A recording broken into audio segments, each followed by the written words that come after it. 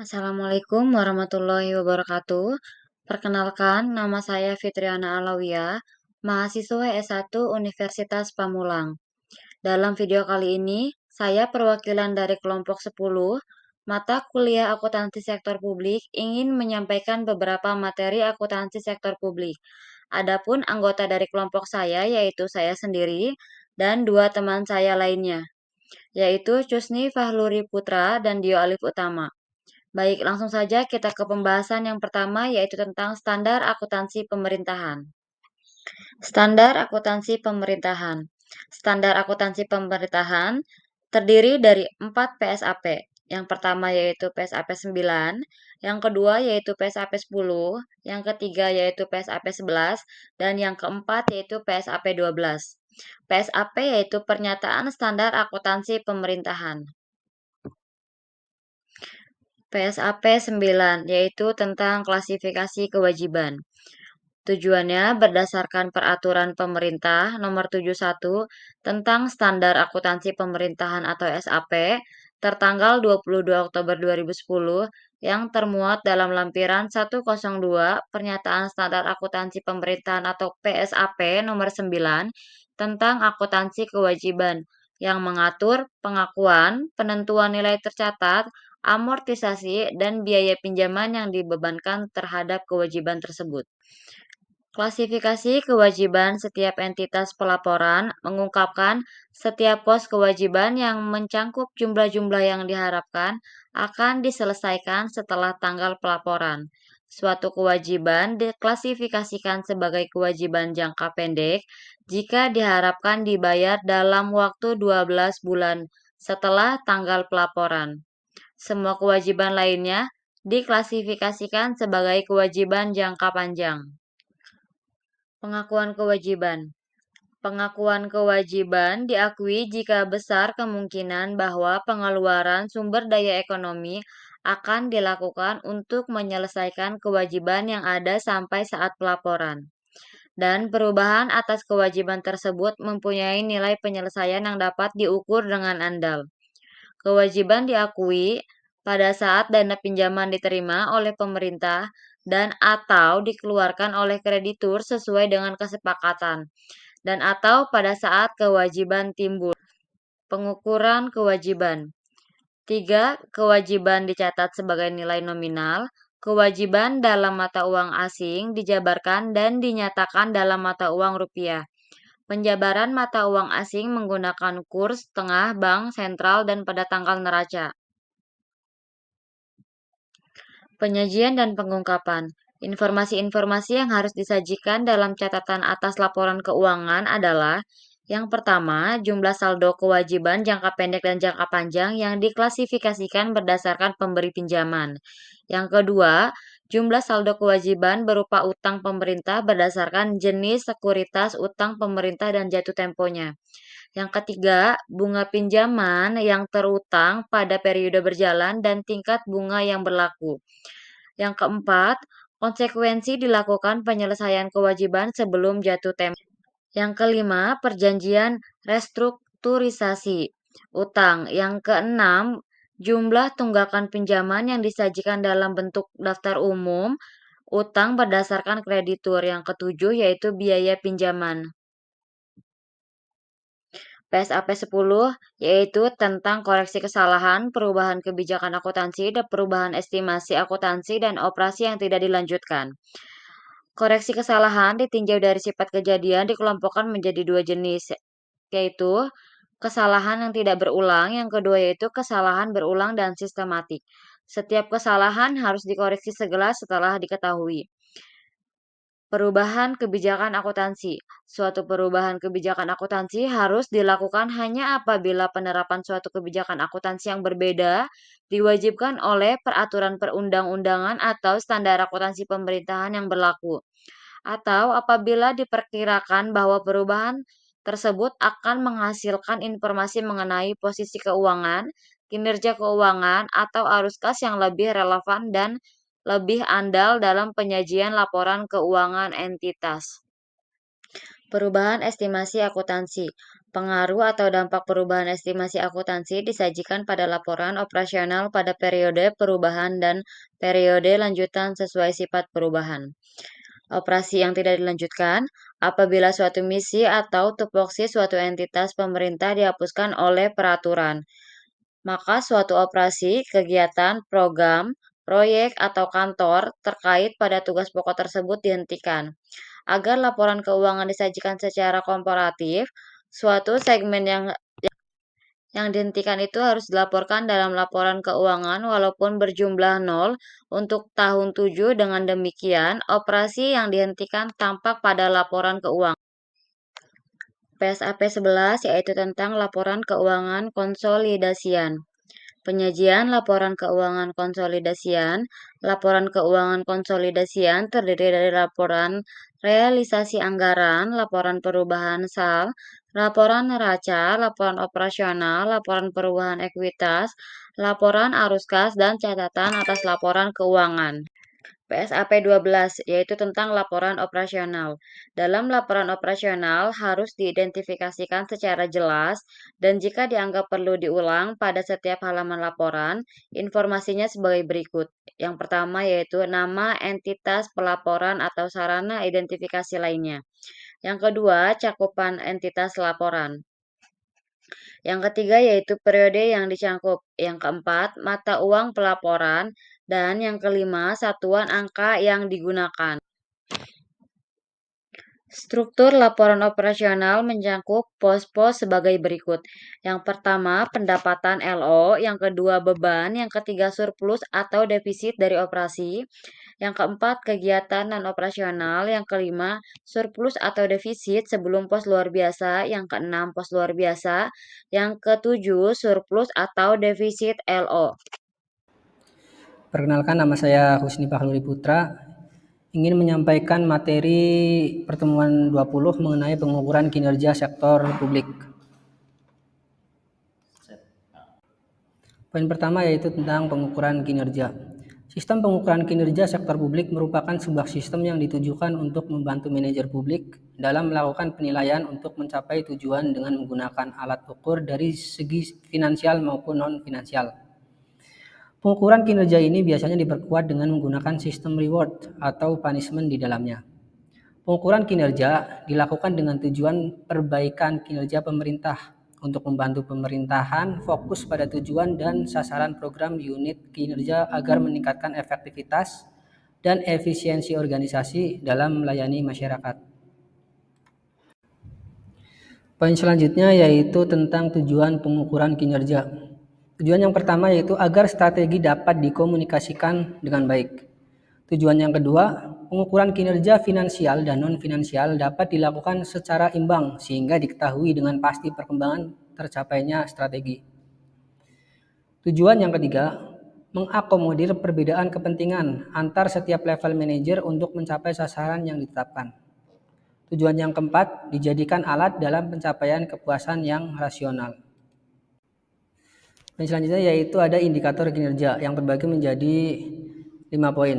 Poin yang pertama yaitu biaya pelayanan. Biaya hanya dapat diukur dengan menggunakan bentuk biaya per unit seperti biaya per siswa, biaya per unit layanan, dan lain sebagainya. Poin kedua yaitu penggunaan. Indikator ini melakukan pembandingan antara jumlah penawaran dan permintaan dari publik dengan menggunakan ukuran dalam bentuk persentase.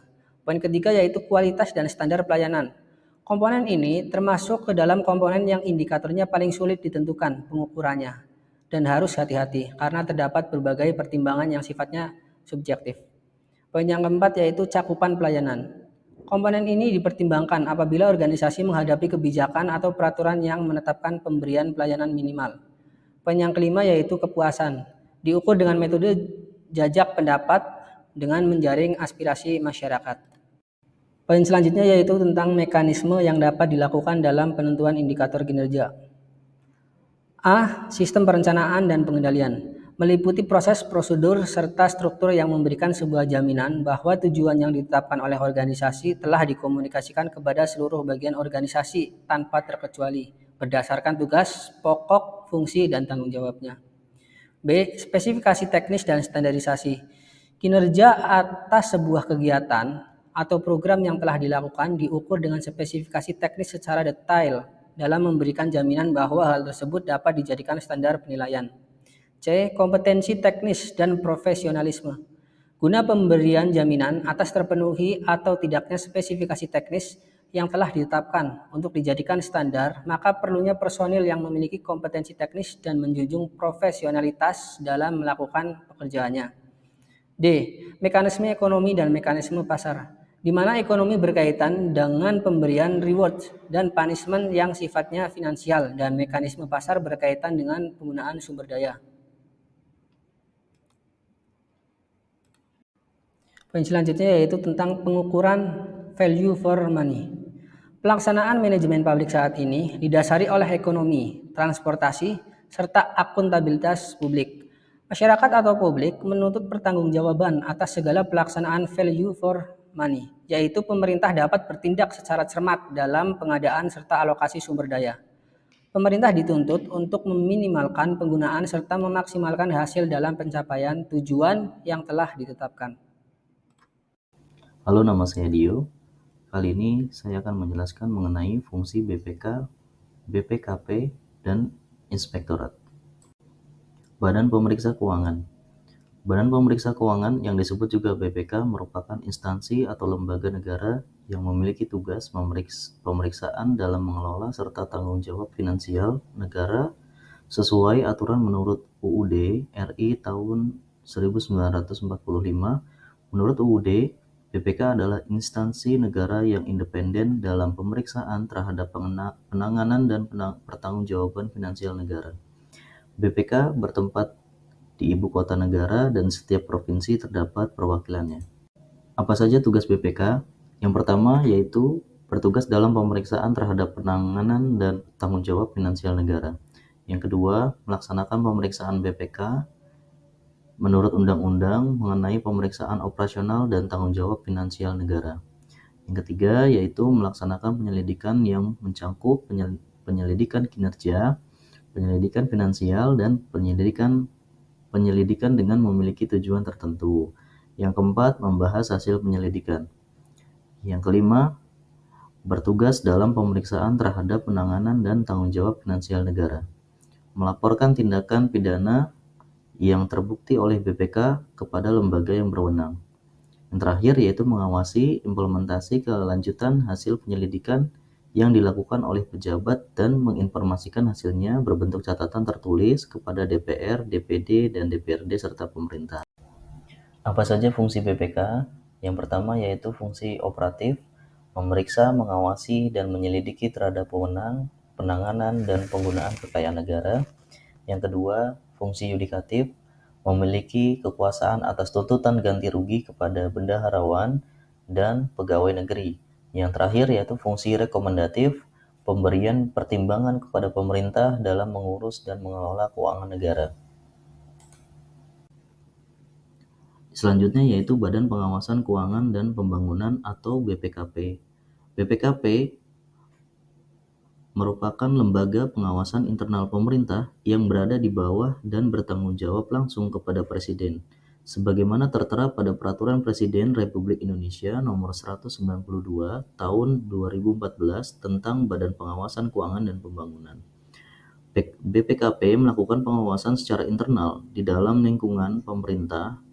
Pengawasan internal terhadap akuntabilitas keuangan negara dilakukan oleh BPKP terhadap aktivitas tertentu yang diantaranya meliputi pertama, aktivitas yang sifatnya lintas sektor, kedua, aktivitas pembendaharaan umum negara atas dasar ketetapan Menteri Keuangan sebagai bendahara umum negara, dan ketiga, aktivitas lain atas dasar pemerintah dari Presiden.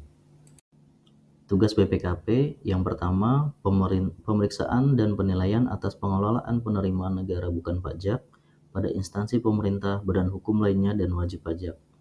Yang kedua, kajian dan penilaian program atau kegiatan strategis di bidang kelautan, ketahanan, energi, dan ketahanan pangan, infrastruktur, pendidikan, dan kesehatan. Yang ketiga, pemeriksaan dan penelaahan atas tata kelola penerimaan pajak, bea, dan cukai. Yang keempat, pemeriksaan dan penilaian pengelolaan pendapatan asli daerah. Yang kelima, pemeriksaan dan penilaian pemanfaatan kekayaan negara dan daerah. Yang keenam, pemeriksaan dan penilaian pembiayaan pembangunan nasional atau daerah. Yang ketujuh, pemeriksaan pendidikan pelanggaran yang berindikasi merugikan keuangan negara atau daerah untuk memberikan dampak pencegahan yang efektif. Yang kedelapan, pemeriksaan penyelidikan pelanggaran yang berindikasi merugikan keuangan negara atau daerah yang memberikan dampak pencegahan yang efektif.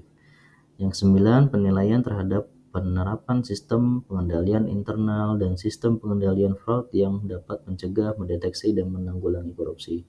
Yang terakhir yaitu pemeriksaan dalam rangka penghitungan kerugian keuangan negara dan daerah dan pemberian keterangan ahli sesuai dengan peraturan perundang-undangan. Selanjutnya yaitu fungsi BPKP, yaitu mengembangkan rencana nasional secara luas di bidangnya, merumuskan kebijakan di lapangan dan mendukung pembangunan secara luas, membangun sistem informasi sesuai bidangnya, menetapkan kriteria akreditasi lembaga pendidikan dan sertifikasi tenaga profesional, serta kriteria jabatan di bidangnya masing-masing. Pembinaan dan pengawasan pelaksanaan otonomi daerah yang meliputi pemberian pedoman, pembimbingan, pelatihan, pengarahan, dan pengawasan di bidangnya masing-masing.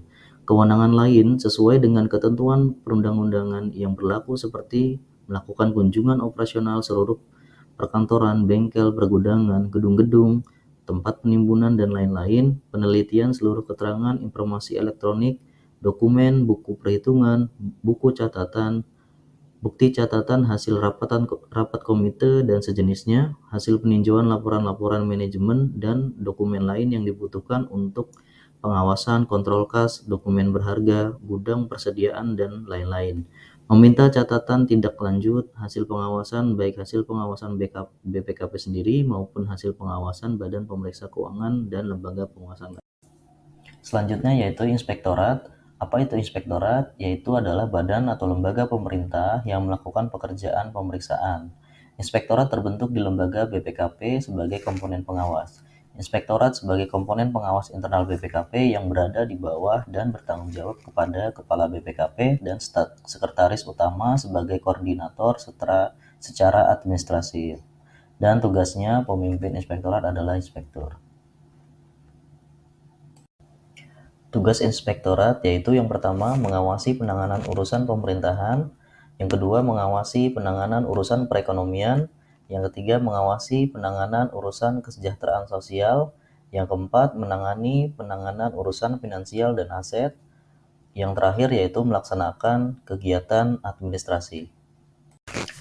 Fungsi inspektorat: menyusun standar prosedur pengendalian dalam lingkungan inspektorat, menetapkan panduan kegiatan operasional inspektorat, melakukan pemeriksaan terhadap kepatuhan pelaksanaan tugas yang efektif dan efisien, dan peran Departemen Operasional, melaksanakan pemeriksaan terhadap kemungkinan pelanggaran dan penyalahgunaan wewenang oleh pimpinan, unit kerja, dan pegawai, melaksanakan peninjauan laporan pertanggungjawaban kinerja unit kerja, melaksanakan penilaian atas laporan keuangan, melaksanakan analisis, evaluasi, dan penyusunan laporan hasil pengawasan inspektorat, mendampingi pelaksanaan sistem pengendalian internal dan reformasi birokrasi, melaksanakan peninjauan pelaksanaan program pengendalian lingkungan pemerintah dan reformasi birokrasi, yang terakhir yaitu memantau tindakan lebih lanjut atas hasil audit.